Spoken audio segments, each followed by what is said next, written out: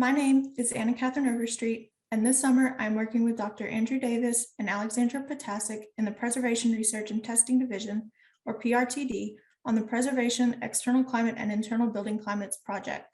I graduated from May Mississippi State University with a bachelor's degree in mathematics, and I'm excited to return to Mississippi State in the fall to pursue my master's in statistics.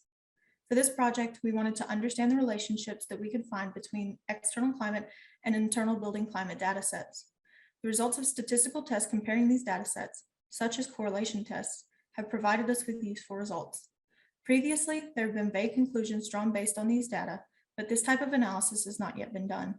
We have over a decade of both interior and exterior data to explore and analyze, and it is our hope that analysis of these expansive data sets will help us better understand the relationships between these spaces' microclimates and the exterior climate and how climate change may be affecting these spaces. The interior data comes from a few monitoring sensors placed in various locations throughout the Madison and Jefferson buildings, mainly in the PRTD spaces. These sensors provide us with data describing the microclimates of the spaces through variables such as temperature and relative humidity, both of which will be our main focus throughout this project. In these spaces, humidity in particular can be detrimental to many heritage materials like paper-based materials, audiovisual objects, and photographs. Excessive humidity can accelerate the hydrolytic breakdown of many materials and lead to mold growth, and low humidity can cause problems with materials brittleness. As an initial exploration on a small subset of our data, I compared data from a few sensors from sample storage spaces, a PRTD laboratory space, and a gallery space. These spaces span different usage environments, different library buildings, and different regions of each building. A gallery in particular houses many susceptible climate-controlled materials.